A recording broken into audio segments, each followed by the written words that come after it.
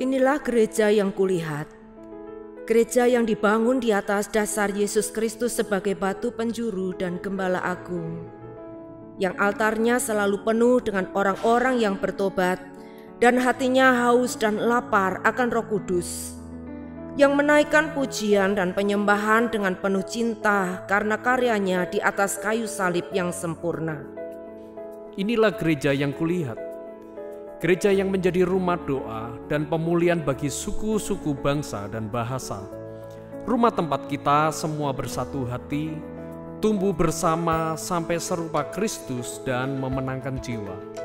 Yang sakit akan disembuhkan, yang lemah akan dikuatkan, saling menopang dan berbagi sebagai kesatuan tubuh Kristus dengan Yesus Kristus sebagai kepala. Inilah gereja yang kulihat, yang api kegerakan kasih-Nya tidak pernah padam dari generasi ke generasi, dan kerinduan hatinya untuk melayani dan menjangkau jiwa-jiwa yang terhilang. Gereja yang seperti lumbung Yusuf, selalu diberkati dan menjadi berkat. Gereja yang mengabarkan pesan kebenaran Injil Kristus melalui media, kebudayaan, pendidikan, marketplace, keluarga, politik dan kesehatan.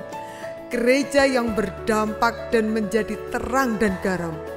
Dan gereja yang kulihat itu adalah Kita.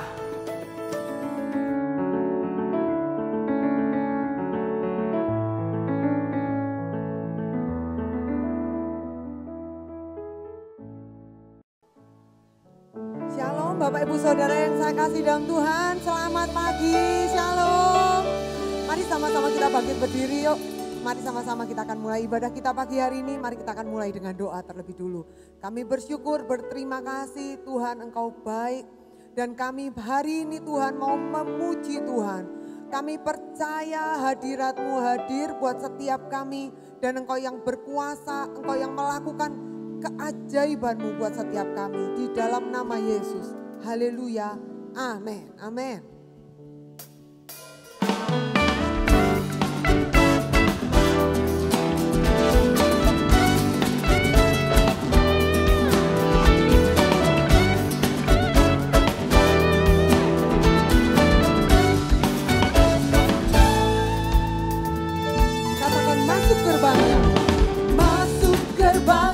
Bersyukur dengan penuh pujian.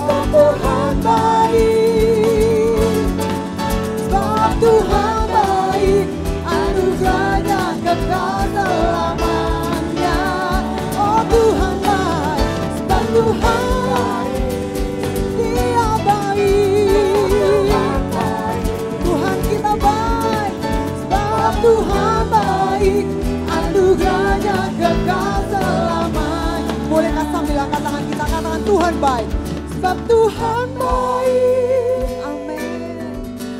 Sebab Tuhan baik, sebab Tuhan baik, anugerahnya kekal selamanya. Oh Tuhan baik, sebab Tuhan baik, sebab Tuhan baik. Kami ingat kebaikan-Mu Tuhan, sebab Tuhan baik, anugerahnya kekal selamanya. Katakan Tuhan baik, sebab Tuhan baik, sebab Tuhan baik, sebab Tuhan baik, anugerahnya kekal selamanya. Sebab Tuhan baik, sebab Tuhan baik, sebab Tuhan baik, anugerahnya kekal selamanya. Sebab Tuhan baik, anugerahnya kekal selamanya. Sekali lagi katakan Tuhan baik, sebab Tuhan baik, anugerahnya kekal selamanya.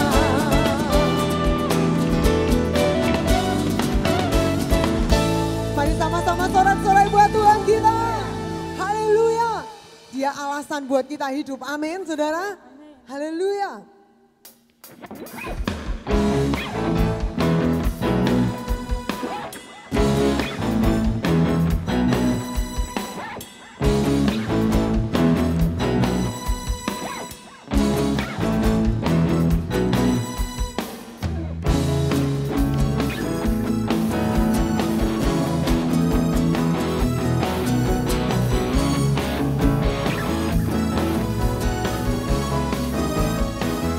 Katakan kau satu-satunya, kaulah satu-satunya. Katakan sumber, sumber dari segalanya. Kau kebenaran yang selalu pegang. Kau keyakinanku, kau keyakinanku untuk bersinar terang.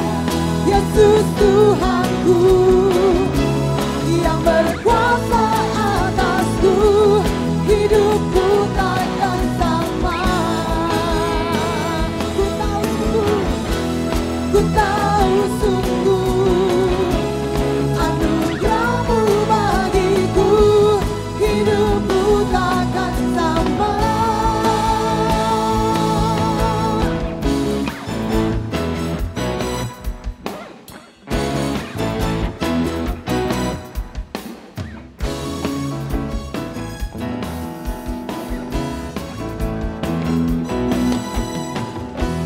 Kaulah satu-satunya, sumber dari segalanya. Katakan kau kebenaran-Mu Tuhan, kau kebenaran yang selalu pegang. Kau keyakinanku untuk bersinar terang. Yesus Tuhanku yang berkuasa atasku, hidupku takkan sama. Ku tahu sungguh, anugerah-Mu bagiku, hidupku takkan sama.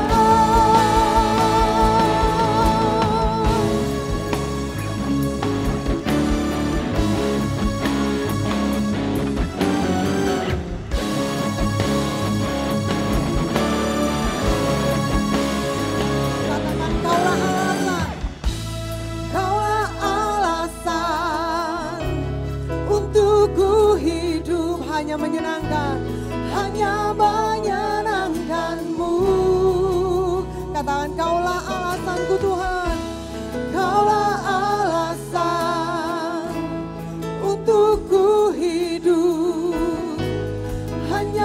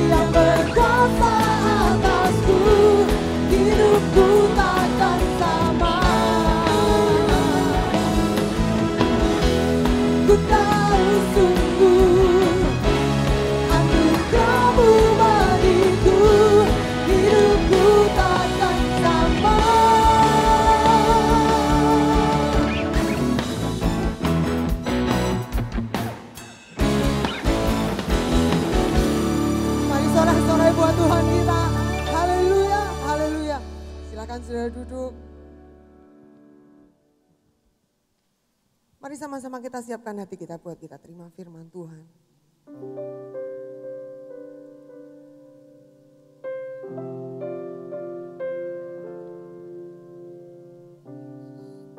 kasih Tuhan. Terima kasih.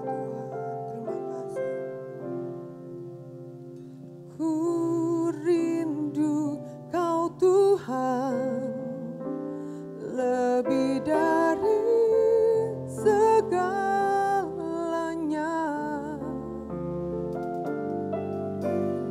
Ku cinta Kau Yesus, Kaulah dambaan hatiku. Katakan aku rindu Engkau Tuhan. Ku rindu Kau Tuhan lebih dari segalanya.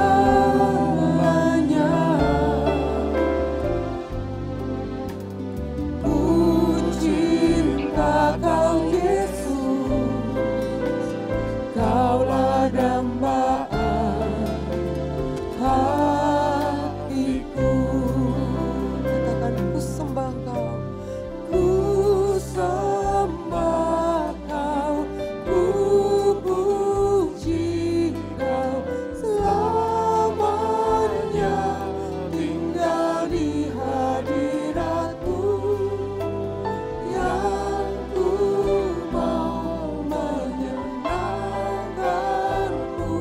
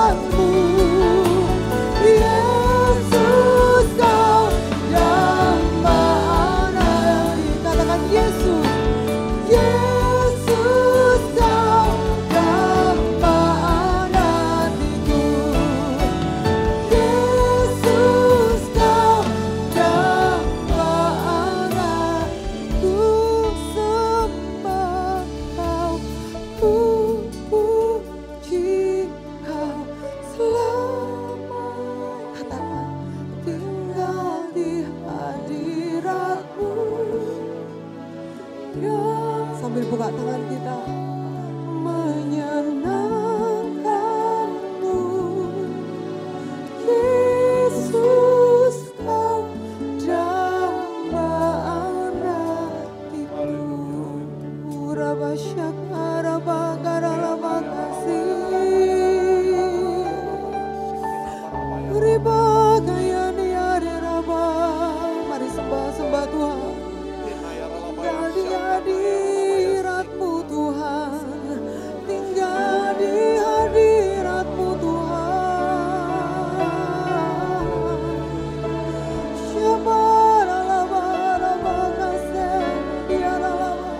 Tuhan, betapa kami membutuhkan Engkau pagi ini Tuhan.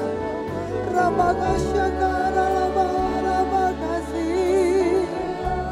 Oh Yesus, Yesus, Yesus. Berapa banyak saudara membutuhkan Tuhan. Datang hampiri Tuhan, katakan Tuhan, aku mencari Engkau, aku mengejar Engkau Tuhan. Oh Tuhan, hadirat-Mu Tuhan penuhi kami pagi ini. Sibarakaya bakase. Haleluya. Oh Yesus, Yesus Tuhan.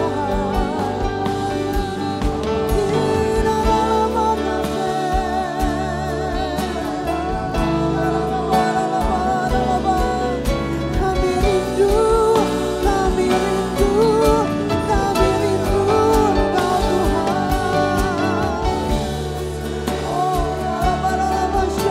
Sembah lebih lagi Tuhan, hampiri setiap kami membutuhkan Engkau Tuhan, kami perlukan Engkau Tuhan.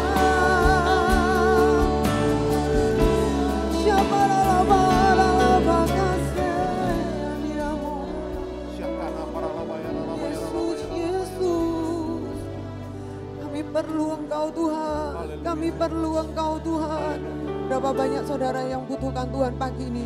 Sambil angkat tangan katakan, Tuhan, aku ini loh Tuhan yang paling membutuhkan Engkau Tuhan. Aku yang paling membutuhkan Engkau pagi ini Tuhan. Ulurkan tangan saudara dan katakan, Tuhan, jangan lepaskan aku Tuhan. Jangan lepaskan aku Tuhan. Rabakasekareba, semua boleh berlalu. Tapi Tuhan, Engkau jangan lepaskan aku Tuhan. Engkau kekuatanku Tuhan. Rabakasyekenderebaralaba. Oh, rabakasyekarabarabaralaba. Sebarabarakasyekereba. Pagi ini hadirat-Mu Tuhan ada buat setiap kami. Terima kasih, terima kasih, terima kasih Tuhan. Kau Tuhan yang selamatkanku. Katakan, terima kasih Yesus. Kau Tuhan yang pulihkanku. Terima kasih.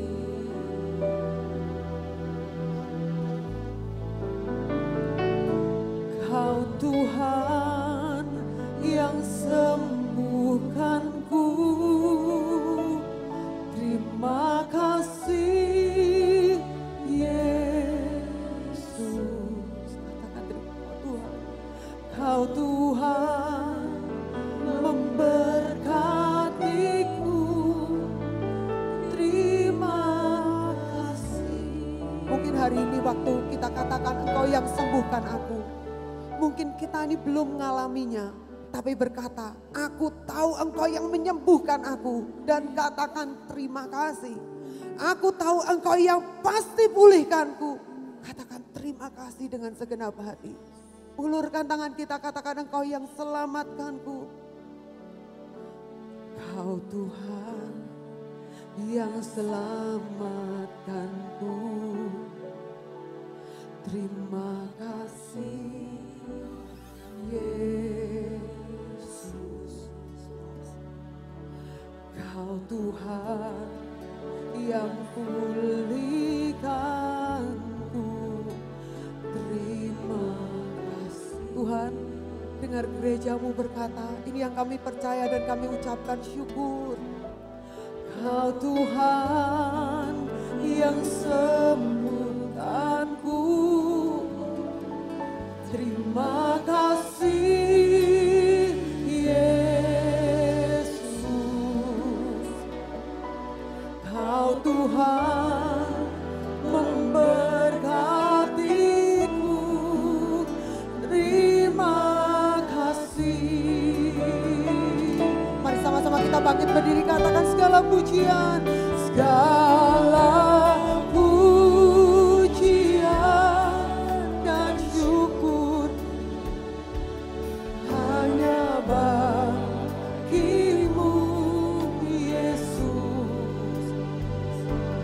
dengan apakah ku balas kasih-Mu.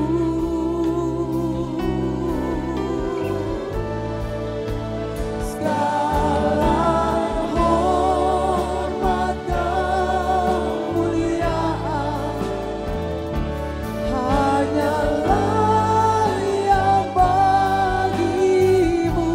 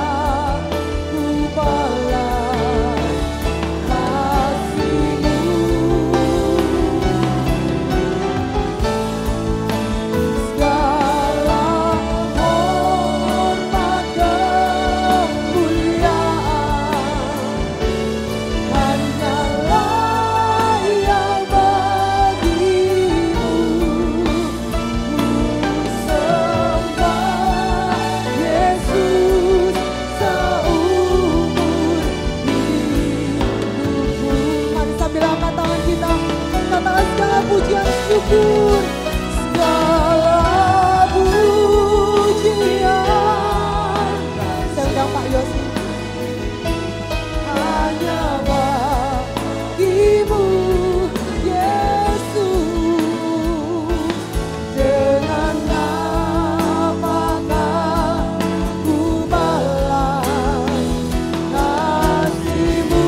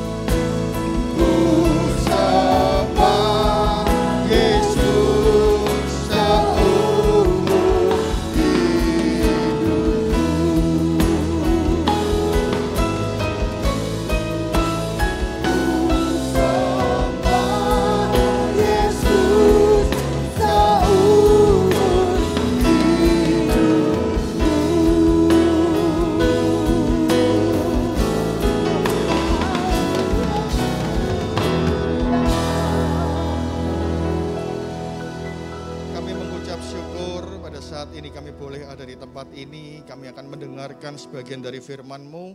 Beracaralah di tengah-tengah kami semua, berikanlah setiap apa yang ingin Kau janjikan, apa yang ingin Kau kerjakan dalam hidup kami sepanjang tahun 2022. Kami percaya bahwa tahun 2022 akan menjadi tahun yang dahsyat, yang luar biasa bagi kami semua. Kami percaya bahwa di tahun 2022 adalah tahun pemulihan buat kami semua. Kami percaya Tuhan bahwa hadirat-Mu memulihkan hidup kami. Saat ini Bapa, urapi hamba-Mu yang akan menyampaikan kebenaran firman-Mu. Urapi kami yang akan mendengarkan supaya setiap janji-Mu akan terjadi dalam hidup kami pada saat ini juga. Saat ini Bapa, kami persilahkan Roh-Mu untuk bekerja dengan leluasa. Kuasai kami, kuasai tempat ini, kuasai segala sesuatunya.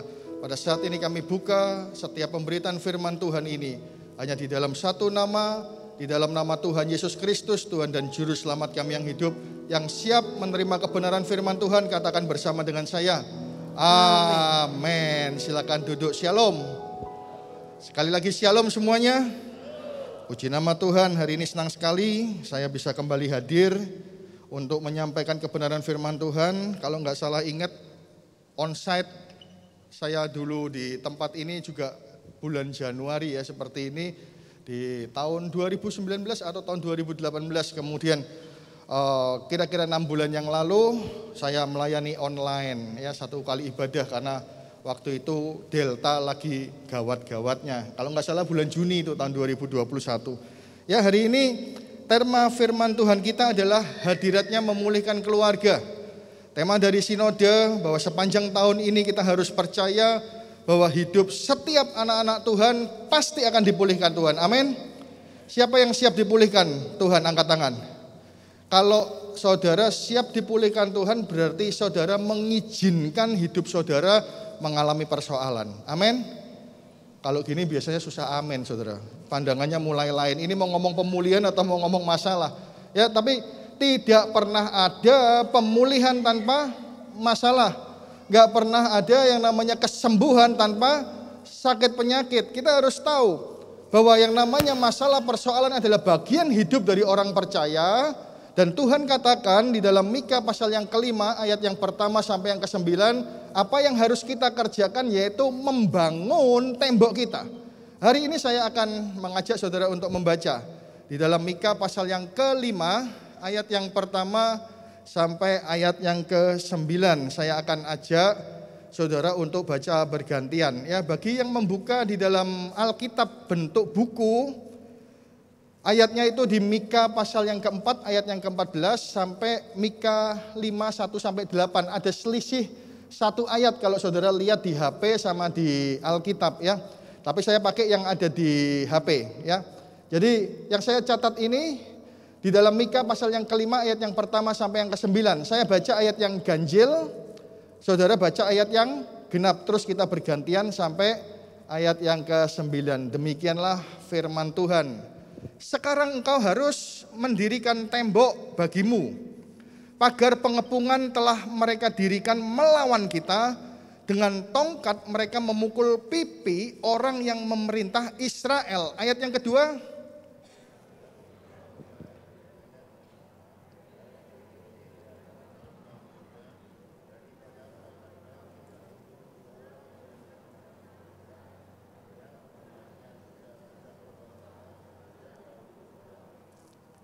Sebab itu ia akan membiarkan mereka sampai waktu perempuan yang akan melahirkan telah melahirkan. Lalu selebihnya dari saudara-saudaranya akan kembali kepada orang Israel. Ayat yang keempat.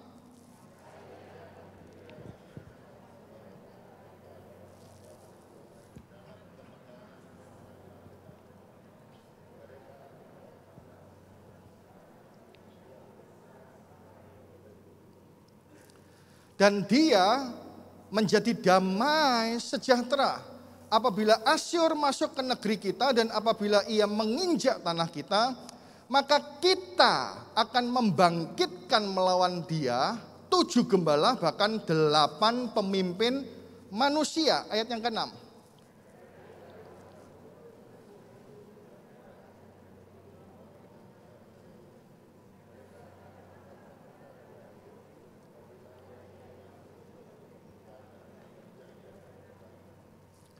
maka sisa-sisa Yakub akan ada di tengah-tengah bangsa seperti embun daripada Tuhan, seperti dirus hujan ke atas tumbuh-tumbuhan yang tidak menanti-nantikan orang dan tidak mengharapkan anak manusia.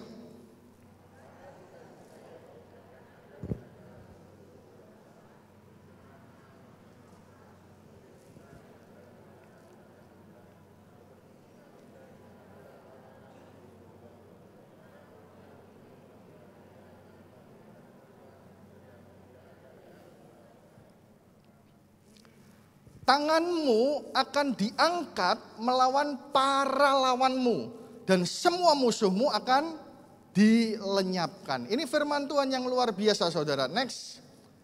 Dikatakan bahwa Nabi Mika ini hidup satu zaman dengan Nabi Yesaya, ya, di mana bangsa Israel ini dikepung oleh bangsa Asyur.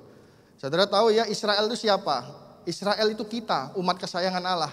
Asyur itu adalah gambaran persoalan yang dihadapi oleh bangsa Israel pada saat itu. Yang artinya apa? Bahwa umat-umat Allah, anak kesayangan Tuhan, bukan berarti hidupnya tanpa masalah. Hidup akan selalu ada yang namanya persoalan. Dan dikatakan apa? Dikepung. Kalau orang hidup dikepung itu gimana? Ya, di Solo pernah tahun 98. Saya dapat cerita dari Bu Freddy pada saat itu. Karena kebetulan waktu kerusuhan Solo di tahun 98, saya ini ada di Surabaya. Ya, pada saat saya ada di Surabaya, orang tua saya ada di Solo, terjadi yang namanya kerusuhan. Yang namanya komplek perumahan kami ini dikepung oleh yang namanya massa. Ada yang masuk, ada yang melempar botol ke dalam rumah, ada yang melempar batu dalam rumah, ya. Dan orang yang dikepung nggak punya jalan keluar, saudara. Saudara mau kemana? Saudara mau keluar nggak berani. Saudara mau sembunyi takut. Saudara mau lompat lewat rumah tetangga juga takut. Orang yang dikepung nggak punya jalan keluar. Saudara nggak bisa ke kanan, saudara nggak bisa ke kiri, saudara nggak bisa kemanapun juga. Ya, karena kenapa? Orang yang hidup di dalam pengepungan itu adalah orang yang hidup di dalam apa? Intimidasi. Dan hidup kita 2 tahun belakangan ini diintimidasi dengan yang namanya persoalan. Ada persoalan sakit penyakit, ada persoalan ekonomi, ada persoalan keluarga dan lain sebagainya, ya. Bahkan dikatakan next, selain dikepung, keadaan bangsa Israel saat itu juga diizinkan pipi dari pemimpin Israel. Saudara tahu ya, pemimpin Israel ini siapa? Raja. Dipukul dengan tongkat, yaitu tongkat siapa? Tongkat kerajaan saat itu. Segala sesuatu yang diandalkan oleh raja, segala sesuatu tongkat kepemimpinan itu dipukulkan ke pipi. Dalam bahasa kerennya itu slap in the face. Saudara tahu ya, itu penghinaan. Itu bicara tentang dominasi.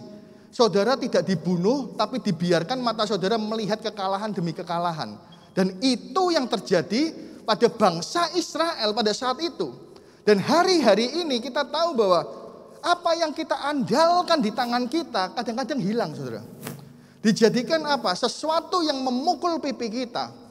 Orang-orang dulu kalau pergi ya, kemana? Ke Jakarta. Ngapain ngurus kerjaan, Pak, ya? Tapi sekarang kalau kita tanya kerjaan yang dulu dibangga-banggakan, kenapa nggak ke gereja? Oh Pak, kemarin saya ada klien saya. Ya, tapi akhir-akhir ini kalau kita tanya pada orang-orang ya, gimana pekerjaanmu? Banyak orang ngomong gini, aduh Pak sepi. Apa yang kita andalkan itu sudah nggak ada di tangan kita. Kadang-kadang kita mengandalkan kesehatan kita, hari-hari ini kita nggak bisa membanggakan kesehatan kita. Itu tongkat yang dipukulkan ke pipi. Kita dipermalukan, kita dibuat harus melihat yang namanya masalah demi masalah. Persoalan demi persoalan terjadi di sekitar kita. Next, tapi apa yang terjadi? Dikatakan bahwa Mika pada saat itu menubuatkan apa yang harus kita lakukan, yaitu apa? Membangun tembok, saudara. Tadi ayat yang pertama dikatakan apa? Bangunlah tembokmu. Supaya ketika kita memiliki yang namanya tembok, pagar pengepungan itu gak akan pernah bisa masuk dan menyerang kita. Bahkan kita bisa mengalahkan setiap masalah dan lawan-lawan kita. Amin. Siapa yang ingin untuk mengalami kemenangan di dalam hidupnya? Angkat tangan. Ya, percaya bahwa kita bisa mengalami yang namanya kemenangan, yaitu dengan apa? Membangun tembok di dalam hidup kita. Tembok apa yang harus kita bangun? Di dalam Mika pasal yang kelima ayat yang pertama sampai yang ke-9. Yang pertama tadi adalah tembok iman, ya. Tembok iman. Next, dikatakan kalau saudara baca tadi di ayat yang kedua, ya, ada kata-kata Bethlehem Efrata. Bethlehem Efrata. Saudara harus tahu, Bethlehem Efrata ini adalah spesialisasinya mengadakan kembali, ya. Bethlehem Efrata ini spesialisasinya adalah mengadakan pembalian. Tidak ada kota lain di dalam firman Tuhan yang punya spesialisasi seperti Bethlehem Efrata. Kenapa saya katakan nggak ada kota lain? Ya, karena kenapa? Bethlehem Efrata ini selalu berbicara tentang pembalian. Berbicara tentang pembalian dari sebuah kota yang kecil menjadi sebuah kota yang dikenal oleh seluruh dunia saat ini. Karena Yesus lahir, ya. Dari sebuah kota yang kecil tapi membangkitkan yang namanya pahlawan-pahlawan iman. Itu Bethlehem Efrata. Sehingga tidak lagi dikatakan bahwa dia adalah kota yang kecil, melainkan dia dari yang kecil akan menjadi besar. Next, dalam Matius 2 ayat yang ke-6, dan engkau Bethlehem Efrata, tanah Yehuda, jangan engkau sekali-kali bukanlah yang terkecil di antara mereka yang memerintah Yehuda, karena daripadamulah akan bangkit seorang pemimpin yang akan menggembalakan umatku Israel. Jadi saudara harus tahu, yang namanya Bethlehem Efrata itu adalah sebuah kota yang sering kali mengadakan pembalian. Next, yang berikutnya, ya, dikatakan bahkan di Bethlehem Efrata ini ada beberapa orang, beberapa tokoh, di mana hidupnya ini dibalik oleh Tuhan. Di mana hidupnya bukan berarti nggak ngalami masalah dan persoalan, tapi dari masalah dan persoalan kemudian diubah menjadi sesuatu yang hebat dan luar biasa. Hidup orang Kristen, hidup orang percaya, bukan berarti dalam hidup kita nggak ngalami masalah. Kita akan mengalami yang namanya masalah demi masalah, persoalan demi persoalan, kadang-kadang Tuhan izinkan terjadi. Tapi ketika kita mengalami masalah, Tuhan akan mengadakan pembalikan. Amin. Ya, Tuhan akan mengadakan pembalikan. Seperti siapa? Hari ini saya akan menyampaikan, ya, iman, ada beberapa tokoh yang dibalikan hidupnya, yang diubahkan hidupnya dari Bethlehem Efrata. Yang pertama adalah Ben-Oni menjadi Benyamin, ya. Kejadian 35 ayat yang ke-16 sampai yang ke-18 saya akan baca untuk saudara, ya. Sesudah itu berangkatlah mereka dari Betel. Ketika mereka tidak berapa jauh lagi dari Efrata, Bethlehem, bersalinlah Rahel, dan bersalinnya itu sangat sukar. Sedang ia sangat sukar bersalin, berkatalah bidan kepadanya, janganlah takut, sekali ini pun anak laki-laki yang kau dapatkan. Dan ketika ia hendak menghembuskan nafas, sebab ia mati, kemudian diberinyalah nama Ben-Oni kepada anak itu, tapi ayahnya menamainya Benyamin. Ya, Ben-Oni saudara tahu artinya apa? Anak kesukaran. Ya, Ben-Oni itu artinya apa? Anak kesakitan. Ya, tapi di tangan Yakub pada saat itu diubah menjadi Benyamin, yang artinya apa? Anak di tangan Tuhan. Ini bicara tentang apa? Bicara tentang di dalam iman selalu ada perkataan iman. Amin. Ya, di dalam iman selalu harus ada yang namanya perkataan iman.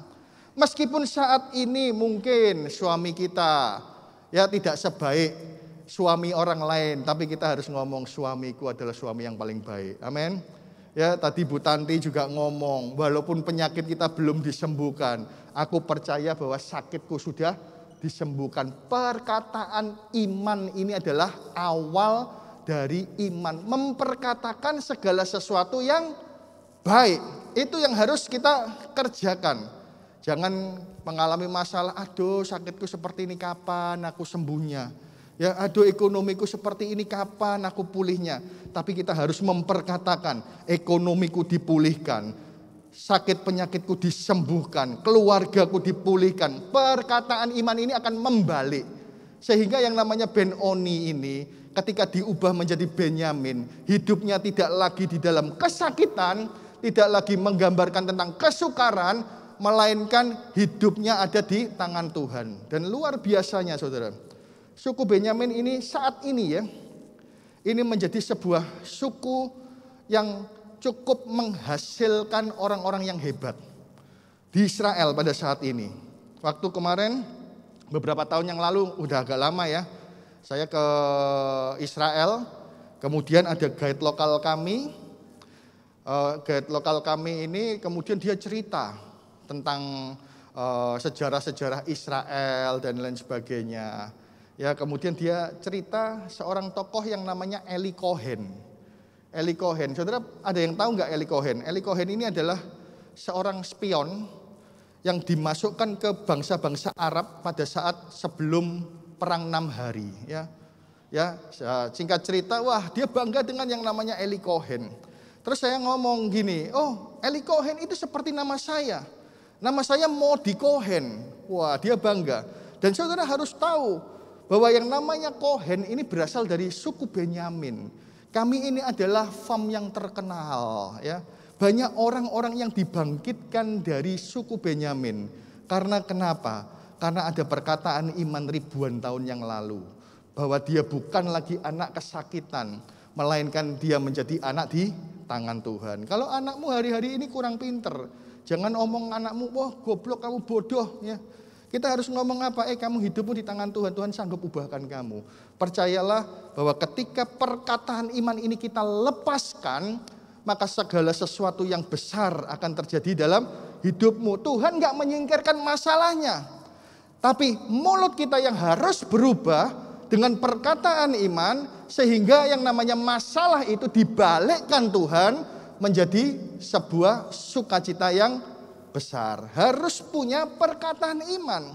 Dalam iman harus ada perkataan yang baik. Kita nggak bisa ngomong ini saya beriman sama Tuhan, tapi perkataan kita nggak pernah menjadi perkataan yang baik. Ya, aku ini beriman ke gereja. Iman bukan cuma ditunjukkan dengan ke gereja, tapi iman ditunjukkan dari perkataan-perkataan yang diubahkan di dalam kehidupan setiap anak-anak Tuhan. Next, yang berikutnya, selain perkataan iman apa? Karena bukan cuma ngomong tok ya. Yang namanya iman, wah yang penting aku memperkatakan yang baik. Tapi kita lihat, Rut bangsa Moab juga dipulihkan di kota Betlehem. Rut pasal yang pertama ayat yang ke-12 sampai yang ke-14.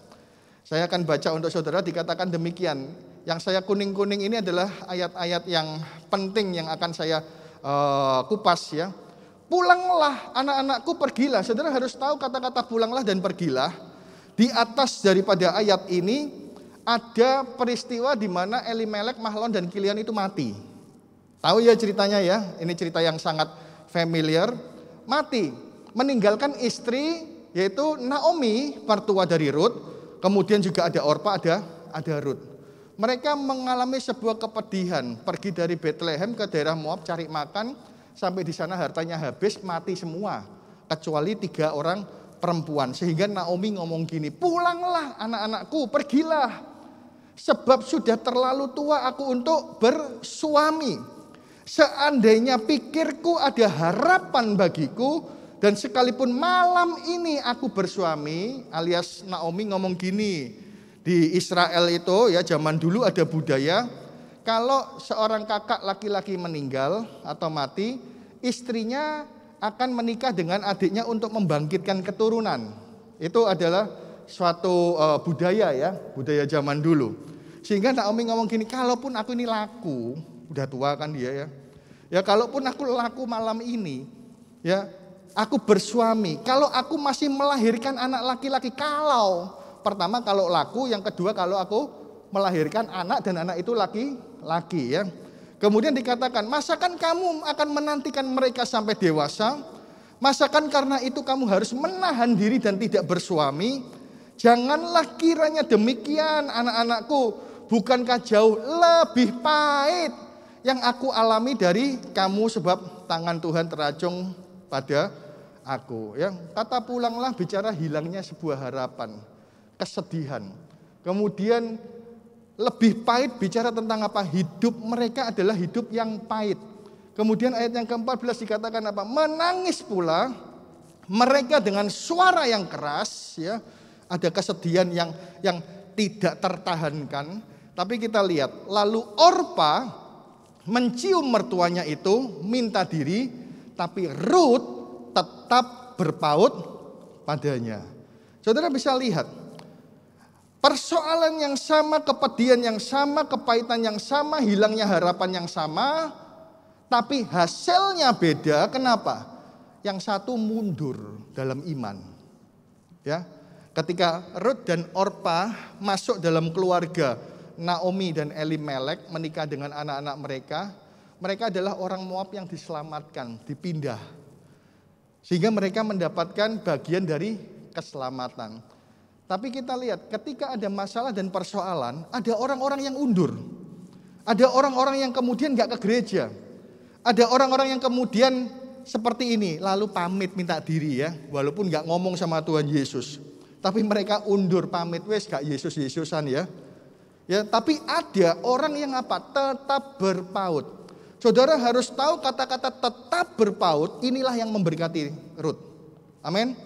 Ya, kata-kata tetap berpaut ini yang kemudian memberkati Rut, sehingga akhirnya apa? Ketika Rut berpaut pada Naomi, Rut berpaut pada Allah Naomi. Ketika dia ngomong, bangsamulah bangsaku, Allahmulah Allahku, kemanapun engkau pergi, aku akan mengikuti engkau. Masalah dan persoalan tidak menggoyahkan iman dia. Masalah dan persoalan tidak membuat dia keluar dari jalur Tuhan, tapi tetap mengikut Naomi masuk ke sebuah kota yang namanya Bethlehem Efrata. Akhirnya menikah dengan seorang yang bernama Boas. Mendapatkan belas kasihan, gambaran belas kasihan Tuhan kepada orang-orang di luar, orang percaya atau orang Israel, ya, orang Moab. Kemudian hidupnya luar biasa diberkati, punya anak, menghasilkan keturunan, akhirnya Raja Daud, bahkan sampai Yesus Kristus. Karena kenapa? Hal yang besar, sebuah pembalikan terjadi karena hidup yang berpaut pada Tuhan. Jadi iman ini harus ada kedua hal ini. Yang pertama ada perkataan iman, kemudian yang berikutnya juga ada keberpautan. Gak bisa ngomong punya iman tanpa berpaut. Gak bisa hidup kita berpaut tapi ngomong kita gak pernah ngomong yang bagus dalam hidup kita. Ya. Kemudian yang berikutnya, saya kasih 3 orang ini, ya. Ini pahlawan-pahlawan yang luar biasa. Saudara harus lihat bahwa setiap kali Bethlehem ini disebutkan selalu bicara tentang pembalian, yang artinya Tuhan sanggup membalikkan hidup kita dari yang punya masalah, punya persoalan menjadi hidup yang berkemenangan. Kemudian ada yang namanya Daud, ya, bertindak dengan iman ketika mengalahkan Goliat. Goliat bawa lembing, bawa tombak. Goliat besar yang lihat orang banyak. Tapi cuman satu yang menang. Ketika ada seorang Daud yang kekuatannya gak seberapa. Dia ngomong, kamu membawa tombak dan lembing, tapi aku akan mengalahkan engkau dengan membawa nama Tuhan. Bertindak dengan nama Tuhan adalah bagian dari iman yang akan mengadakan pembalian di dalam hidupmu. Amin. Siapa yang hidupnya siap mengalami pembalian? Angkat tangan. Siapa yang siap memperkatakan iman? Angkat tangan. Ya, siapa yang mau terus berpaut kepada Tuhan? Angkat tangan. Siapa yang hidupnya mau terus membawa nama Tuhan? Angkat tangan. Percaya bahwa tangan-tangan yang terangkat yang mengerjakan hal-hal ini, tahun ini Tuhan akan memulihkan hidupmu. Amin. Ya, yang pertama adalah langkah iman. Kemudian yang kedua, tembok apa? Ya, tembok menerima. Menerima apa? Dalam firman Tuhan dikatakan kita harus menerima, ya, menerima. Ada perempuan yang melahirkan di Migdal Eder. Saya akan membahas sebuah tempat yang namanya Migdal Eder. Saudara sadari atau saudara tidak sadari, Migdal Eder ini muncul sebanyak 3 kali dalam Alkitab. Dan semua ini saling berhubungan. Kita lihat Kejadian 35 ayat yang ke-19 sampai yang ke-21. Kejadian 35 ayat yang ke-19 sampai yang ke-21 dikatakan demikian. Demikian Rahel mati, ini lanjutan tadi Ben-Oni dan Benyamin. Ya, Rahel mati, lalu ia dikuburkan di sisi jalan ke Efrata, yaitu masih di kota Bethlehem. Yakub mendirikan tugu atas kuburnya dan itulah tugu kubur Rahel sampai sekarang. Sesudah itu berangkatlah Israel. Israel itu siapa? Ya, Yakub, nenek moyang Israel. Kadang disebut Yakub, kadang disebut Israel, namanya diganti Tuhan. Lalu ia memasang kemahnya di seberang Migdal Eder. Saudara harus tahu, Migdal Eder pertama muncul dalam Kejadian pasal yang ke-35. Ini bicara tugu kesedihan, tugu kubur Rahel. Ya, Rahel mati di tengah perjalanan, kemudian dikubur, dibuat tugu. Kemudian Yakub pergi, dia pasang yang namanya kemahnya itu di seberang dari tugu itu, atau di daerah yang namanya di sekitar Migdal Eder. Supaya apa? Dukanya ini membuat dia gak ingin meninggalkan kota itu, masih ngenang-ngenang istrinya. Ya, saudara pernah tahu ya, ada cerita, nggak tahu, saya pernah baca kisah ya, kalau nggak salah anjingnya namanya Hachiko atau siapa gitu. Ya, wah tuannya pergi nggak kembali, wah dia nunggu terus di stasiun. Dia nunggu sampai akhirnya anjing itu beberapa tahun kemudian mati. Karena kenapa? Ketika tuannya pergi naik kereta, tuannya mati di tempat kerja. Anjing ini nggak pernah tahu, dia selalu nunggu. Yakub pada saat itu juga nunggu di sebuah kubur Rahel di daerah yang namanya Migdal Eder. Rahel mati kenapa? Karena melahirkan. Dan saudara harus tahu, kematian karena melahirkan ini berhubungan dengan kutuk. Bukan berarti setiap orang yang mati karena melahirkan kutuk ya. Tapi saudara harus tahu secara teologis ini bicara tentang apa? Bagaimana orang yang melahirkan mengalami kesakitan, bahkan orang yang melahirkan kemudian mengalami kematian. Karena kenapa? Dalam Kejadian dikatakan, kamu akan birahi kepada suamimu, tapi kamu akan mengalami kesakitan, kutuk karena dosa. Sehingga semua itu membuat yang namanya Rahel melahirkan, kemudian mengalami sakit. Rahel melahirkan, kemudian mengalami kematian. Bicara tentang apa? Dosa akan mendatangkan sesuatu yang pedih. Dosa akan mendatangkan sesuatu yang menyakitkan. Bahkan dosa juga bisa mendatangkan yang namanya kematian. Migdal Eder yang pertama adalah tugu kubur Rahel yang bicara tentang kutuk dosa. Kemudian yang berikutnya next dikatakan bahwa Migdal Eder ini juga terulang kembali saat Mesias dijanjikan lahir di Migdal Eder. Mika pasal yang keempat ayat yang ke-8. Mika pasal yang keempat ayat yang ke-8 dikatakan demikian, dan engkau hai menara kawanan domba. Ini loh Migdal Eder yang kedua. Ya, saudara enggak menyadari bahwa ini ada rangkaian Kejadian 35 ke Mika pasal yang keempat ayat yang ke-8. Karena Migdal Eder, saudara harus tahu ya, menara itu Migdal. Eder itu apa? Kawanan domba. Nanti saya akan jelaskan adalah sebuah tempat penggembalaan ya. Dikatakan apa? Hai bukit putri Sion, kepadamu akan datang dan akan kembali pemerintahan yang dahulu kerajaan atas putri Yerusalem. Kalau Migdal Eder yang pertama bicara tentang kematian karena kutuk dosa, Migdal Eder yang pertama bicara tentang kesakitan dan kepedihan karena kutuk dosa, Migdal Eder yang disebutkan yang kedua bicara tentang janji Tuhan. Janji Tuhan apa? Bahwa akan kembali pemerintahan yang dahulu. Bagi orang Israel pemerintahan yang dahulu mereka akan tahu ini bicara tentang pemerintahan Raja Daud.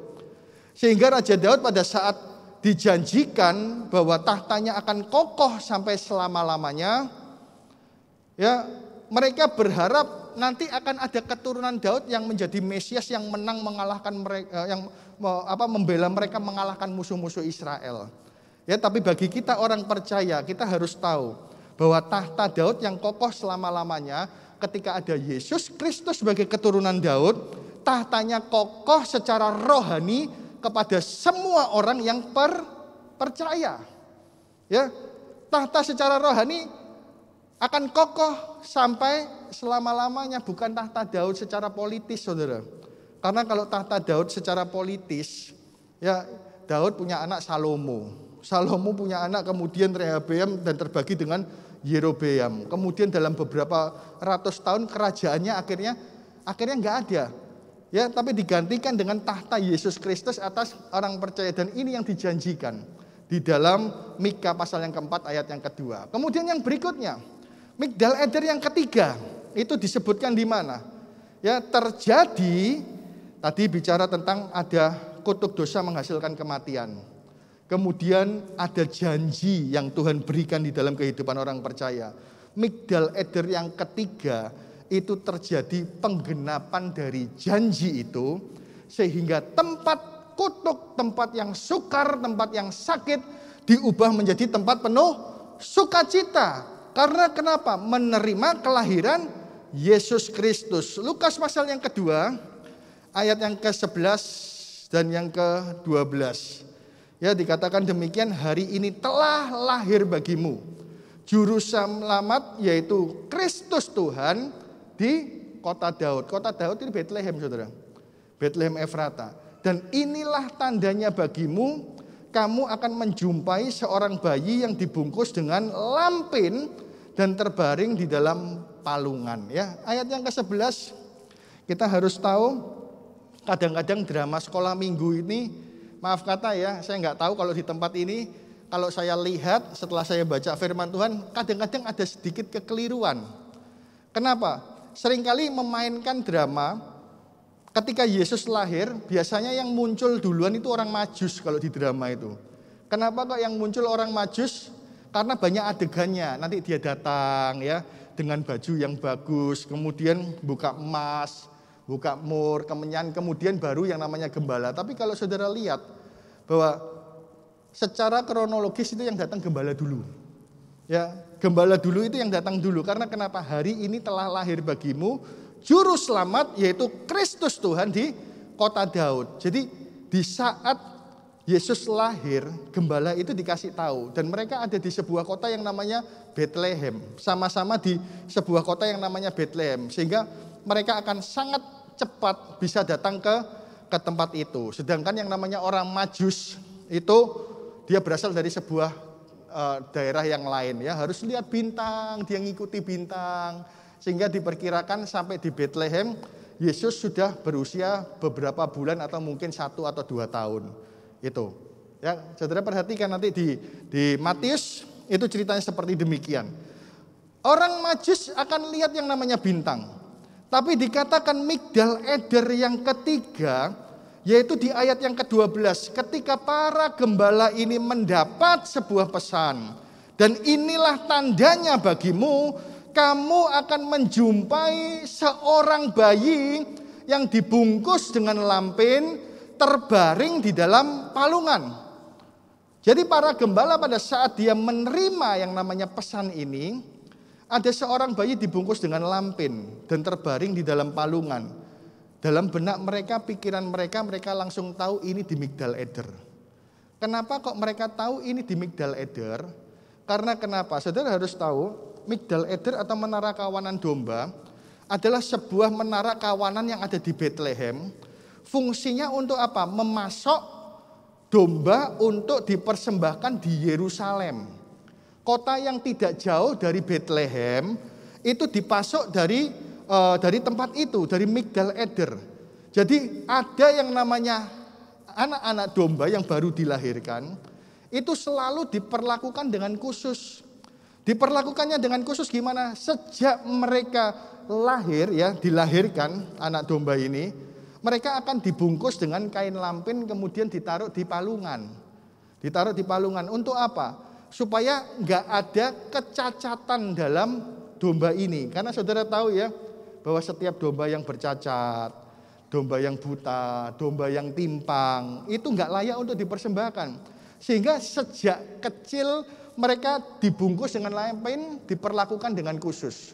Sehingga pada saat gembala ini terima sebuah pesan, ya, terima sebuah pesan bahwa ada seorang bayi dibungkus dengan lampin dan terbaring di dalam palungan, pikiran mereka langsung ingat Mika 4 pasal yang ke-8, ya, bahwa di Menara Kawanan Domba akan muncul yang namanya juru selamat yang akan memerintah menjadi anak domba Allah, yang tidak bercacat dan tidak bercela, yang akan menghapus dosa dunia. Di mana itu? Di Migdal Eder. Dan semua itu terjadi kenapa? Karena mereka menerima setiap berita ini. Menerima berita di mana ada kutuk dosa, kematian karena melahirkan, kesakitan karena melahirkan, hidup di dalam kutuk sehingga punya persoalan, kemudian ada janji Tuhan. Ya, di dalam Mika pasal yang keempat ayat ke-8. Kemudian di dalam Lukas ini ada penggenapan janji.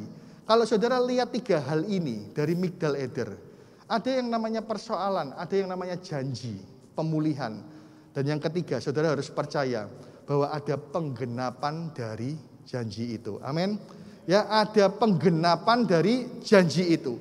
Sehingga dikatakan di ayat yang ke-20, next yang berikutnya, maka para gembala itu kembalilah sambil memuji dan memuliakan Allah, karena segala sesuatu yang mereka dengar, mereka lihat, semuanya sesuai dengan apa yang telah dikatakan kepada mereka. Percaya bahwa semuanya, nanti suatu saat kita akan melihat, nanti suatu saat kita akan mendengar, semuanya itu akan sesuai dengan apa yang sudah Tuhan janjikan. Kalau Tuhan berjanji akan memulihkan hidup saudara, ya, ini berarti ada di tengah, ada janji, ya. Ada persoalan dalam hidupmu, tapi ada janji hari ini. Percayalah bahwa setiap janji Tuhan pasti akan digenapi. Itu yang harus kita terima dengan percaya. Ketika kita menerima dengan percaya, segala kesukaran, kesakitan, kematian, Tuhan sanggup ubahkan menjadi sebuah sukacita yang besar. Jadi yang pertama harus ada iman dalam hidup kita. Kemudian yang kedua kita harus percaya akan janji Allah. Bahwa janjinya iya dan amin. Kalau dulu digenapi, maka saat ini pun akan digenapi. Kalau dulu digenapi, maka besok-besok juga janji di dalam hidupmu. Pasti Tuhan akan sanggup untuk menggenapi. Amin. Ya, Tuhan pasti akan sanggup untuk menggenapi. Kemudian yang berikutnya, tembok apa yang harus kita dirikan atau kita bangun? Yaitu tembok hidup yang mau digembalakan. Tadi ada ya dalam Mika 5 ayat yang keberapa ya, itu ada kata-kata penggembalaan. Dikatakan apa? Bahwa Tuhan sebagai gembala akan bertindak, menggembalakan dan memimpin. Saudara harus tahu ya, dalam Mika pasal yang ke-5 ayat yang ke-4 sampai yang ke-5 dikatakan demikian. Maka ia akan bertindak. Itu ia ini bayi yang kemudian nanti akan lahir. Dan akan yang dinubuatkan pada saat itu ya. Dan akan menggembalakan mereka dengan kekuatan Tuhan. Tuhan akan menggembalakan. Ya, dengan kekuatannya. Dengan kekuatan Tuhan. Dengan kemegahan nama Tuhan Allahnya. Mereka akan tinggal tetap. Sebab sekarang ia menjadi besar sampai ke ujung bumi. Dan dia akan menjadi damai sejahtera. Apabila Asyur masuk ke negeri kita dan apabila ia menginjak tanah kita, maka kita akan membangkitkan melawan dia 7 gembala dan 8 pemimpin manusia. Jadi saudara harus tahu bahwa atas ayat ke-4a dan ayat yang ke-5b ini bicara tugas Tuhan. Yaitu apa? Menggembalakan kita dengan kekuatan Tuhan. Tugas gembala itu apa? Menjaga. Tugas gembala itu apa? Memelihara, ya. Tim penggembalaan di sini juga menjaga iman saudara, rohani saudara, memelihara supaya saudara nggak kelaparan di dalam rohani. Kemudian apa? Memperhatikan. Kemudian melakukan segala hal-hal yang memastikan bahwa domba ini akan menjadi domba yang tidak berkekurangan, mendidik kadang. Itu tugas gembala. Kemudian kalau kita lihat ayat yang ke-5b, 7 gembala bahkan 8 pemimpin manusia. Gembala itu jaga, merawat, memelihara. Tapi pemimpin manusia ini bicara tentang leader yang mimpin engkau. Mengarahkan mata rohanimu itu tetap. Ya, mengarahkan perjalanan hidupmu itu tetap pada on the right track. Yang namanya on the right track itu artinya apa ya? Jalan yang benar. Itu pemimpin. Saudara nggak usah bingung, wah 7 gembala, 8 pemimpin ini apa artinya? Ada yang menjaga, ada yang memelihara, ada yang merawat, tapi ada juga yang memimpin hidupmu. Ada yang memimpin hidupmu. Kemanapun juga yang namanya gembala itu akan berjalan ke depan, di depan. Ya, dan dia yang akan memimpin perjalanan hidupmu. Di tahun 2022 kalau kita menjadikan Yesus menjadi gembala kita, maka dan pemimpin kita harus percaya bahwa Tuhan Yesus harus berjalan di depan kita. Kita ikut di belakang. Supaya apa? Tahun 2022 kita berjalan dalam track yang benar. Tapi ada syaratnya, saudara. Syaratnya apa? Di ayat yang keempat B. Tuhan menjanjikan Dia akan menggembala dan memimpin kita. Tapi ada sesuatu yang harus kita kerjakan, yaitu apa? Yaitu tinggal tetap. Amin. Ya, kita harus tinggal tetap. Karena segala sesuatu itu ada syarat dan ketentuannya, saudara. Saya waktu liburan kemarin, bulan Desember ya, kita mau liburan keluarga. Biasa kalau liburan keluarga ini, termasuk papa mama saya, itu Bu Freddy, mama saya ini senangnya ngajak saya, kami itu pergi. Dia senangnya nge-mall, biasanya mintanya ke Surabaya. Ke Surabaya yuk nge-mall. Nginep di Surabaya, kemudian nanti kita tidur di hotel, biasanya cari hotel yang ada yang gandeng dengan mall, kemudian ada yang di kamar, nanti yang mau jalan-jalan ke mall ya, itu bisa jalan-jalan dengan bebas. Tapi saat itu saya ngomong gini, ini saat-saat kayak gini ini kita jangan jalan-jalan jauh ya. Kita jalan-jalan yang deket-deket aja. Akhirnya batal nggak ke Surabaya, kami pergi ke Yogyakarta. Ke Yogyakarta kami pergi ke sebuah mall, dan di sebuah mall itu yang anak-anak jalan-jalan, yang perempuan belanja, yang laki-laki nunggu di Starbucks, saudara. Kenapa? Kalau mengikuti ibu-ibu belanja itu bisa remek kaki, saudara ya. Ya, yang namanya ibu-ibu gembala, gembala, ibu-ibu belanja. Wah ini bagus ya, ini bagus. Itu kira-kira bisa toko buka sampai toko tutup. Bener, kami berangkat jam 10 malam. Itu sampai rumah hampir jam 10-11 malam juga, saudara. Bayangkan kalau kami nggak berhenti di Starbucks. Pada saat itu saya dengan ayah saya ya, Pak Freddy, kemudian dengan om saya yang ada di sini, kami duduk. Yang laki-laki nggak kuat jalan kan, duduk di Starbucks. Kita beli yang namanya kopi. Kita beli kopi, kemudian setelah kita beli kopi, dapat yang namanya ini struk, ada struk. Istri saya ngomong, ini struknya ya, jangan hilang loh. Nanti kalau kamu beli pembelian berikutnya, itu buy one get one.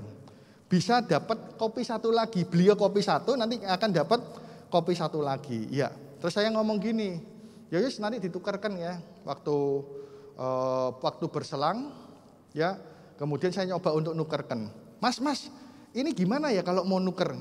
Oh mas, harus ngisi kuesioner dulu, pertama ya. Ya kemudian, oh ya setelah itu apa? Nah setelah ngisi kuesioner dulu, nanti ya mas beli satu, nanti baru dapat satu lagi. Ya terus saya mikir, wah kalau dapat 2 kopi, ya mungkin kebanyakan ya. Terus saya ngomong, mas ini apa cuman bisa ditukarkan di sini aja? Dia ngomong, bisa ditukarkan di Starbucks seluruh Indonesia. Wah seneng ya. Terus, oh ya, tapi gini mas, jangan lupa ya, sebelum batas waktu 7 hari. Itu syarat dan ketentuan ya. Jadi saudara hanya untuk mendapat 1 gelas kopi free, kalau saudara perhatikan dari awal, pertama saudara harus antri, saudara harus beli. Kemudian dengan nilai sejumlah sekian, saudara baru dapat struk ini. Ya. Jadi syarat pertamanya beli dulu. Kemudian yang kedua harus ngisi kuesioner. Kemudian yang ketiga harus beli lagi. Yang satu baru dapat free 1 lagi. Kemudian yang keempat tidak lebih dari 7 hari. Kalau hari ke-8 hangus. Ya. Kalau hari ke-8 enggak dapat. Ini cuman untuk dapat kopi, saudara. Tapi kalau untuk hidup digembalakan Tuhan, untuk hidup di dalam penjagaan Tuhan, hidup dipimpin oleh Tuhan, syaratnya itu cuma 1. Tinggal tetap. Ya. Cuman tinggal tetap toh. Tinggal tetap dalam apa? Tinggal tetap dalam penggembalaan Tuhan. Tinggal tetap dalam apa? Penggembalaan dalam gereja. Tinggal tetap dalam apa? Penggembalaan di dalam FA. Loh kok hubungannya sama gereja sama FA? Gini, kalau saudara nggak bisa digembalakan di sebuah gereja, kalau saudara nggak bisa digembalakan di sebuah FA, mungkin saudara ngomong gini, FA saya pak itu juwengkelin loh pak, cerewet amit-amit. Ya FA saya loh pak, yang ini engkau ini loh, omongannya gede ini. Ya, saya males Pak 1 FA sama dia. Ya saudara harus tahu berarti saudara nggak bisa digembalakan dengan baik karena kenapa? Setiap ada masalah dan persoalan saudara undur dari tempat itu. Ketika saudara mungkin di gereja ini, ya kemudian saudara, wah gak enak Pak. Kenapa? Wah saya gesekan dengan tim pengembalaan yang ini. Mungkin saya punya masalah sama yang ini. Saudara berarti nggak bisa hidup digembalakan. Karena kenapa? Ketika saudara digembalakan oleh Tuhan, saudara harus tahu firman Tuhan ini ya dan amin ya. Ya, tapi maaf kata, apakah semua dalam firman Tuhan ini saat ini terjadi sesuai keinginan kita? Halo? Enggak ya? Ketika dikatakan bahwa hidupmu akan berkelimpahan, buka dompet kok isinya 2.000 kabeh ya. Mungkin ketika Tuhan ngomong aku adalah Tuhan yang akan membukakan jalan, kok hari ini enggak terbuka jalan.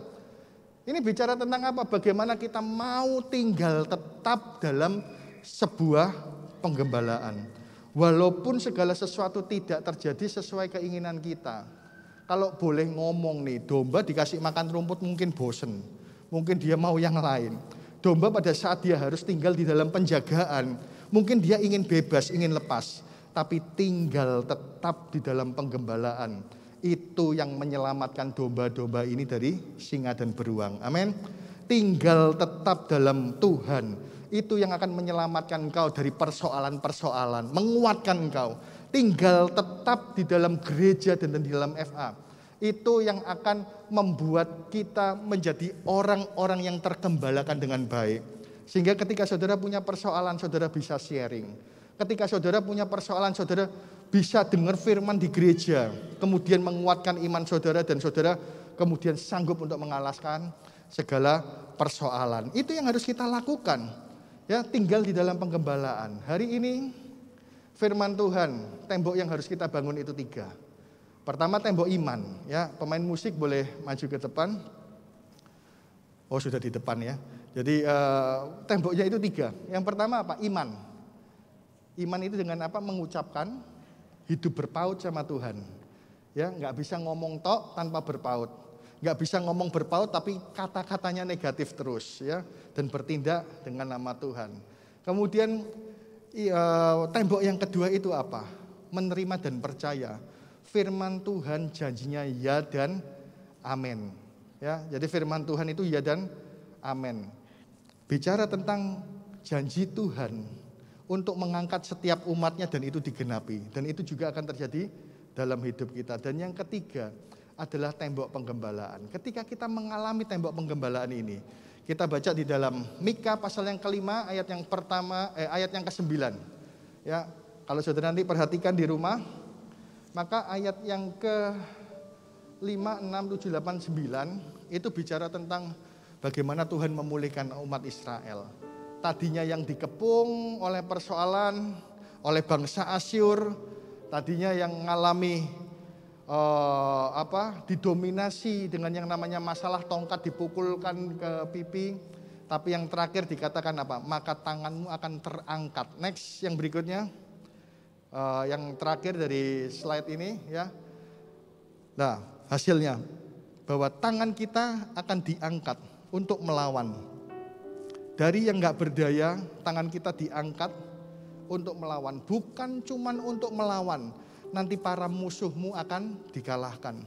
Yang tadi bangsa Israel hidupnya hancur karena dikepung dengan yang namanya persoalan. Mereka bilang, mereka merasa habis kita.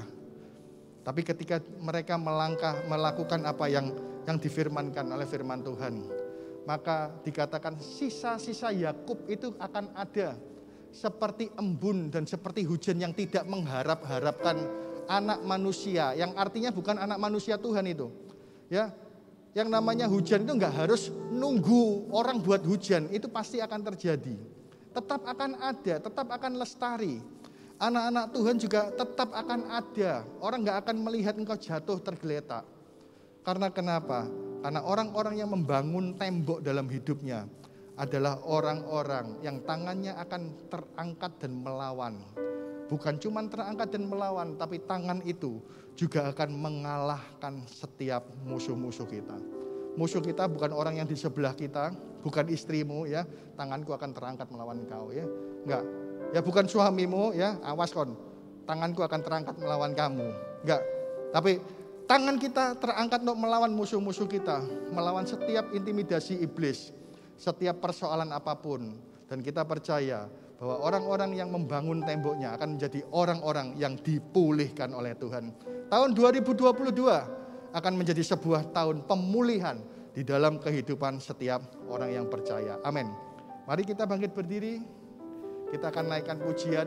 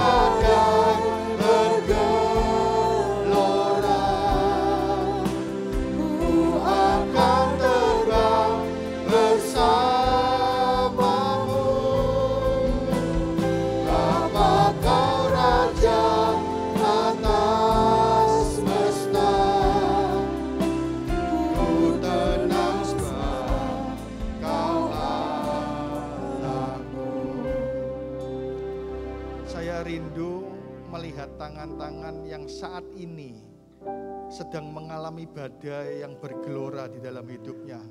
Boleh angkat tangan, gak usah malu, gak usah lihat kanan kiri. Saya akan berdoa untuk saudara. Bapa di dalam surga yang kami sembah di dalam nama Tuhan Yesus Kristus, Engkau melihat setiap tangan-tangan yang terangkat. Pada saat ini kami sedang mengalami masalah dan persoalan, tapi hari ini kami percaya akan janji-Mu bahwa satu saat tangan kami akan terangkat untuk melawan, bukan cuma melawan tapi akan mengalahkan setiap persoalan kami. Saat ini Bapa, Engkau meteraikan setiap firman-Mu dalam hidup mereka. Ajarkan mereka untuk hidup di dalam jalan-jalan-Mu, mengerjakan kebenaran firman-Mu. Dan kami percaya tahun 2022 ini akan menjadi tahun pemulihan buat mereka semua. Semua masalah kami akan selesai karena kami punya Tuhan yang menjadi pemimpin dan gembala kami. Kami mengucap syukur Tuhan Yesus. Pada saat ini kami serahkan segala sesuatunya ini hanya di dalam nama-Mu, di dalam nama Tuhan Yesus Kristus, Tuhan dan Juru Selamat kami yang hidup. Di saat badai bergelora, ku akan terbang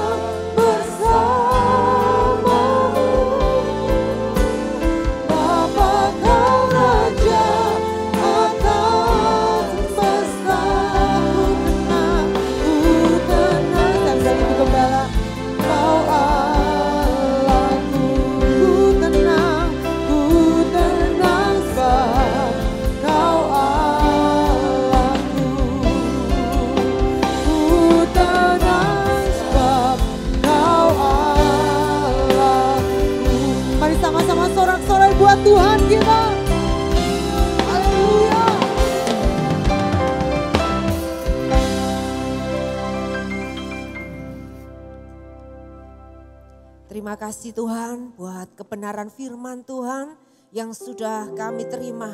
Terima kasih hamba-Mu sudah menyampaikan isi hati Tuhan.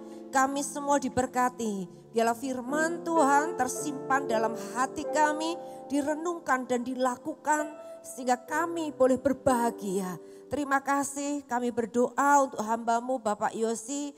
Kiranya urapan Tuhan makin bertambah-tambah, hikmat Tuhan semakin bertambah.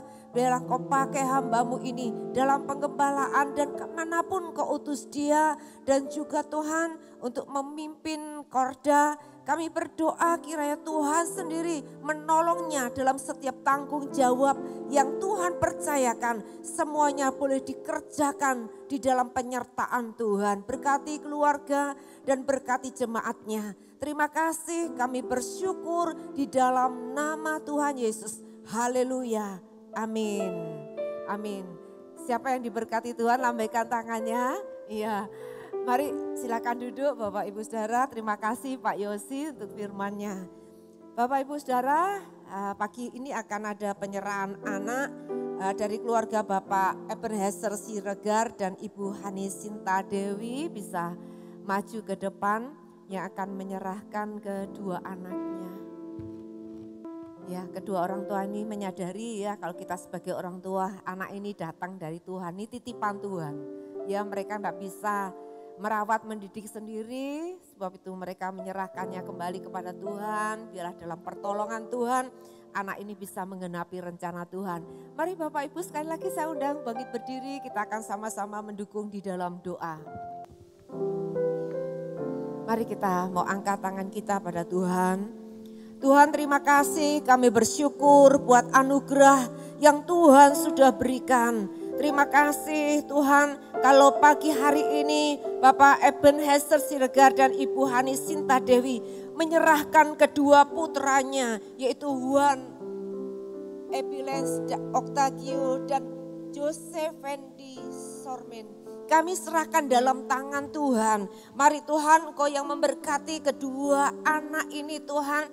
Karena anak ini Tuhan, Engkau sudah punya rencana dan tujuan kedua anak ini. Kami minta anugerah Tuhan.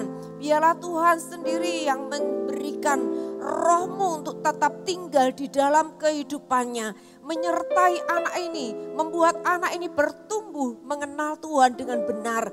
Kami berdoa ya Tuhan Yesus, Engkau yang memberkati anak ini dengan hikmat, dengan akal budi, dengan kepandaian, kecerdasan.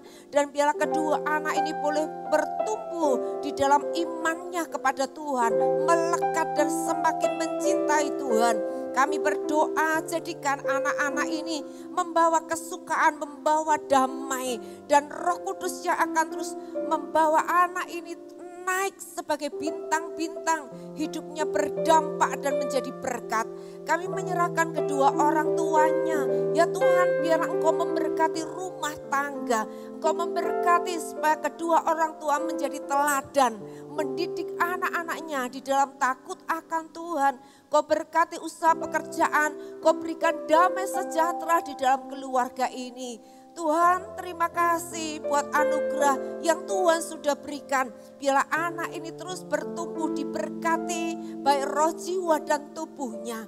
Terima kasih, kami bersyukur kepadamu. Jadikan anak-anak ini Tuhan, mereka boleh menjadi alat memuliakan nama Tuhan.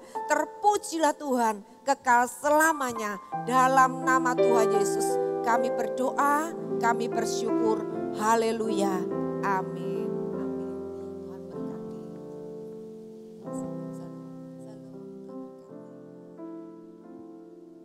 Shalom Jemaat Tuhan, inilah beberapa informasi warta gereja untuk minggu ini. Ibadah tatap muka Sekolah Minggu Pahlawan Kuat akan dilaksanakan hari Minggu depan, tanggal 23 Januari 2022. Pelayanan baptisan akan dilaksanakan pada minggu pertama di bulan Februari tahun 2022. Bagi jemaat yang ingin baptis, wajib mengikuti kelas prabaptisan. Info lebih lengkap bisa menghubungi admin gereja. FA atau Family Altar akan dimulai di minggu ketiga di bulan Januari ini. Jadwal doa dalam sepekan Gereja Betani Blora. Doa malam lawatan setiap hari Jumat pukul 7 malam. Doa misi setiap hari Sabtu pukul 8 pagi di lantai 6. Dimohon bagi seluruh jemaat untuk scan Peduli Lindungi saat masuki area gereja, dan bagi jemaat yang tidak punya aplikasi Peduli Lindungi bisa membawa kartu vaksin. Persembahan dan perpuluhan dapat dikirim ke rekening kas gereja di BCA nomor 19697777779 atas nama GBI Betani Blora. Bagi jemaat yang diberkati dengan program yang ada di channel YouTube Gereja Betani Blora, jangan lupa untuk like, share, dan subscribe. Demikian Warta Gereja Betani dalam sepekan. Tuhan Yesus memberkati.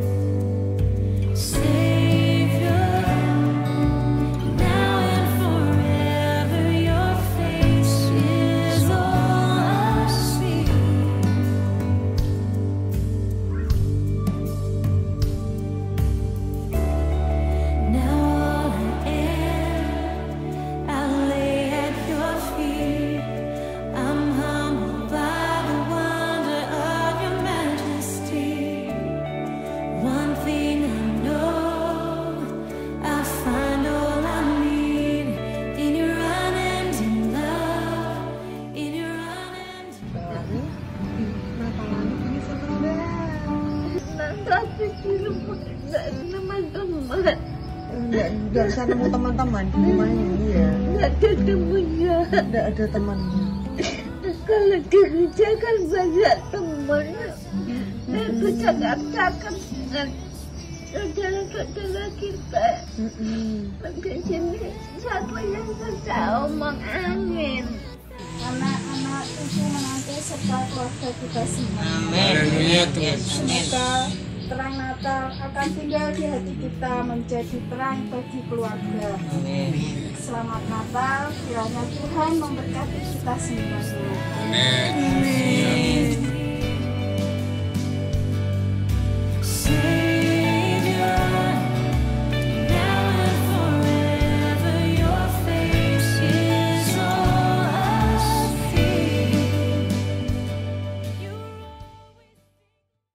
Ya, saudara, itu tadi adalah video cuplikan dari acara Christmas Carol, saudara ya.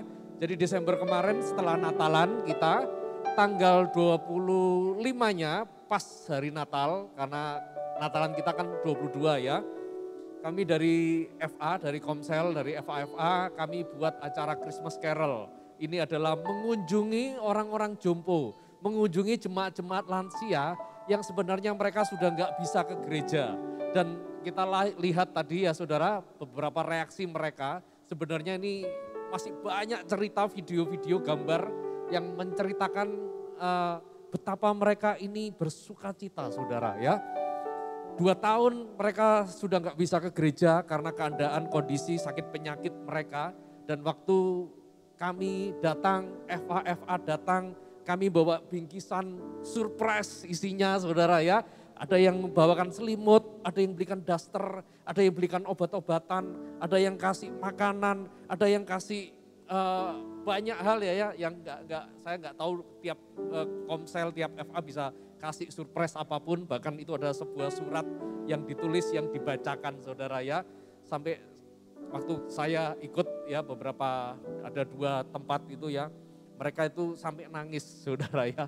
Mereka sampai bilang, ini orang-orang baik dari mana ini datang ya. Kadang-kadang mereka pikun saudara, sudah pikun saudara.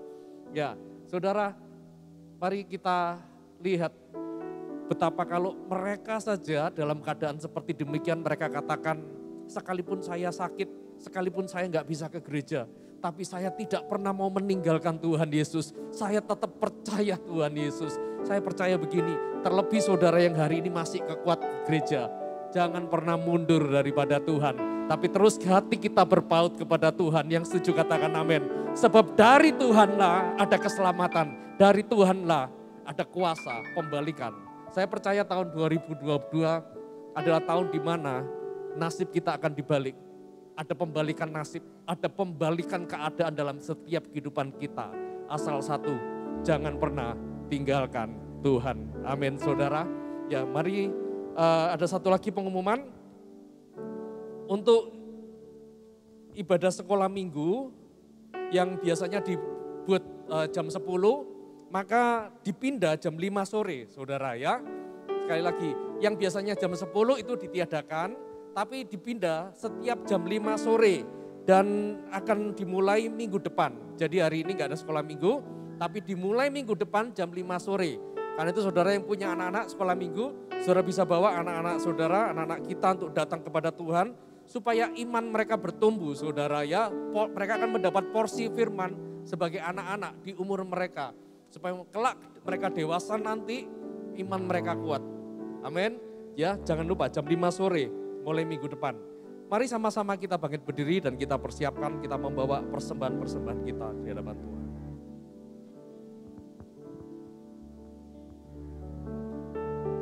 Oh, haleluya, haleluya, haleluya. Tuhan, kami membawa segala persembahan, taburan kami, benih-benih iman kami di hadapan-Mu Tuhan. Kami bersyukur bahwa kami sudah mengalami kelimpahan, kami sudah mengalami apa yang namanya tidak kekurangan satu apapun yang baik. Karena ini Tuhan, hari ini pagi ini kami membawa benih-benih ini Tuhan. Dan biarlah setiap benih ini kami percaya yang ini yang akan membawa terobosan berkat dalam hidup kami Tuhan. Karena ucapan syukur kami kepadamu Tuhan. Dan biarlah setiap benih-benih yang kami tabur ini Tuhan akan bertumbuh berlipat kali ganda dan akan dipakai untuk menjangkau jiwa-jiwa, untuk memperlebarkan kerajaan Allah lebih lagi Tuhan di tempat ini Tuhan. Terima kasih Tuhan. Kau juga memberkati Tuhan bangsa dan negara kami Tuhan. Kami berdoa supaya tangan-Mu Tuhan selalu terarah. Tangan-Mu Tuhan selalu terarah dan menurunkan berkat-Mu Tuhan atas bangsa dan negara kami ini Tuhan. Kami percaya bahwa tidak ada lagi sakit penyakit atas bangsa ini. Tidak ada lagi wabah, bahkan tidak ada lagi kematian. Tapi yang ada adalah pertumbuhan, kesuksesan. Dan semakin Tuhan membawa bangsa ini Tuhan lebih dari segala bangsa yang lain. Sebab ada tangan Tuhan, sebab ada gereja-gereja yang berdoa, selalu berdoa buat bangsa kami ini Tuhan. Terima kasih Tuhan, berkat-Mu atas kami semua. Dan sebelum kami meninggalkan tempat ini, kami mengangkat tangan kami Tuhan. Kami menyerahkan segala kehidupan kami ke dalam tangan-Mu. Ini masa depan kami, ini keluarga kami, ini hidup kami Tuhan, ini pekerjaan kami Tuhan. Terus gandeng kami Tuhan, bawa kami Tuhan, jangan pernah Tuhan tinggalkan kami. Semua boleh hilang, semua boleh berlalu, asal tidak hadirat-Mu dalam setiap kami. Karena itu kami bersyukur Tuhan pagi hari ini Tuhan. Kami akan pulang dengan segala berkat, damai sejahtera, sukacita yang daripada-Mu Tuhan. Kami pulang dengan kelimpahan, kami pulang dengan pengharapan yang baru, dengan pengharapan yang pasti. Dan yang terlebih kami pulang dengan hadirat-Mu yang selalu setia menyertai kami. Mulai hari ini sampai selama-lamanya, Engkau sampai datang kembali Tuhan. Tangan-Mu selalu ada dalam hidup kami. Semua saudara yang percaya telah menerima berkat Tuhan. Hanya di dalam satu nama Tuhan Yesus Kristus yang percaya sama-sama katakan, amin, amin, amin. Shalom, Tuhan Yesus memberkati saudara. Generasi pembawa api.